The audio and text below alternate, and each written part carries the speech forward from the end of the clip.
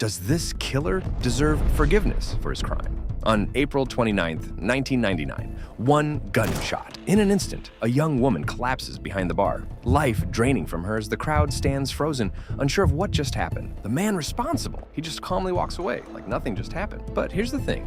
You've probably heard stories like this before, right? Only this one's different. The man behind that gun, he wasn't just anyone. He grew up in a world where consequences were optional. He believed that no matter what he did, he could get away with it. And for a long time, it seemed like he would. But this would change everything.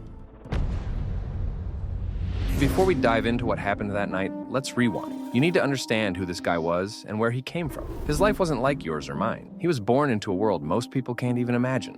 A world of influence, wealth, and connections that stretched to the very top. His father, Vinod Sharma, was no ordinary politician. He was a heavyweight in Indian politics, with ties to the Indian National Congress and the kind of pull that could change people's lives at a moment's notice. His mother, Shakti Rani Sharma, was no stranger to power either, having served as the mayor of Ambala. So when you're raised with that kind of privilege, you don't just expect things to go your way. You demand it. This guy grew up going to Mayo College, one of India's most prestigious schools, where the elites send their children. So imagine what happens when someone like him hears the word no for the first time. क्या बोली?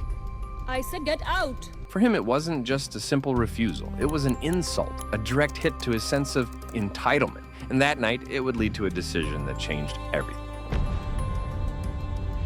It's late, almost midnight. The party at Tamarind Court is starting to die down. It's a trendy spot, filled with Delhi's elite. Behind the bar, Jessica Lal is working her shift, serving the last few drinks of the night. The crowd is thinning, the bar is closed, and then he walks up.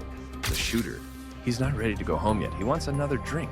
But Jessica, she calmly tells him the bar is closed. Sorry guys, the drinks are over. Exactly, sir. Really sorry. For most people, that's the end of the conversation, right? But not for him. No one tells him no, not in his world. Before anyone can react, he pulls out a gun. A single gunshot cuts through the night. Jessica falls, just like that. The entire bar goes silent. And as the horror of what just happened sets in, the man responsible, he walks away, calm, unbothered, as if taking a life was nothing to him, as if Jessica's life didn't matter.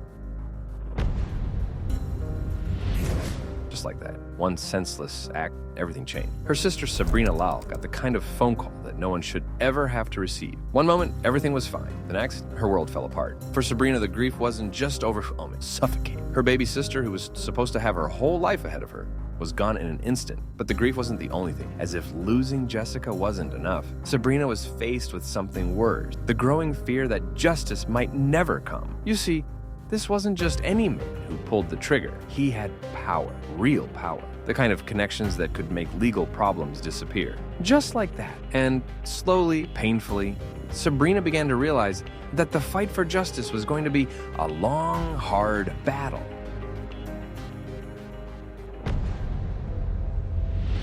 And now you'd think that this would have been an open and shut case, right? I mean, there were witnesses and people saw what happened. The evidence was right there. But here's the thing. This wasn't just any criminal. His family had serious pull. At first, it seemed like justice would be swift. He was arrested and the case moved forward. But then things started to fall apart. Witnesses, they began to backtrack. Stories that had been clear suddenly became blurry. Evidence that seemed rock solid started to crumble. You could almost feel the weight of his father's influence pressing down on the case. Vinod Sharma's connections, their wealth. It was like the system itself was bending to protect his son. The investigation dragged on, and with every day that passed, it felt like justice was slipping further and further away. Fast forward to 2000, 7 years after Jessica's murder. 7 long years of Sabrina and her family waiting, hoping for justice. And finally, the verdict comes in. No, not guilty. Can you imagine that? After everything, after the witnesses, the evidence, he walks out of court a free man, just like that. For Jessica's family, it was like a punch to the gut. 7 years of fighting for justice, and it was gone. But the country? Oh, they didn't stay quiet. The outrage was immediate. Protests erupted across India. No one killed Jessica became the rallying cry of a nation that refused to accept this injustice. The media played a huge role in keeping the case alive, pressuring the justice system to act. People demanded that the case be reopened. And you know what? Their voices were heard. Under the weight of public outrage, the case was reopened. This time, the truth couldn't be buried. The retrial began in December 2006, and this time, justice wasn't going to slip away. The evidence was re-examined. Everything pointed back. His guilt was undeniable. Finally, Justice, the man who thought he could get away with anything, who thought his family's influence could save him, was found guilty of murder. He was sentenced to life in prison. For a moment, it felt like the story had come to an end. But even behind bars, his privilege followed him. Now, you'd think a life sentence would be the end, right? But for someone like him, even prison wasn't the equalizer it should have been. Inside Tihar jail, his life was far from typical. While most inmates struggled with overcrowded cells and harsh conditions, he found a way to thrive. He pursued an MBA, created the Siddhartha Vashishta Charitable Trust to help children of prisoners, and even boosted the prison's carpentry and bakery units into successful ventures. These efforts earned him a reputation as a model inmate. But here's the part that stings. Those same efforts played a key role in his early release. Just 14 years into his life sentence, he walked free. The official reason? Good behavior. But many believe it was his privilege, once again, that paved the way. For Jessica's family, his release wasn't closure. It was like reopening old wounds. The man who had taken Jessica's life was free again. When news of his release hit, the country was divided. Some people said, he's changed. He's paid his dues.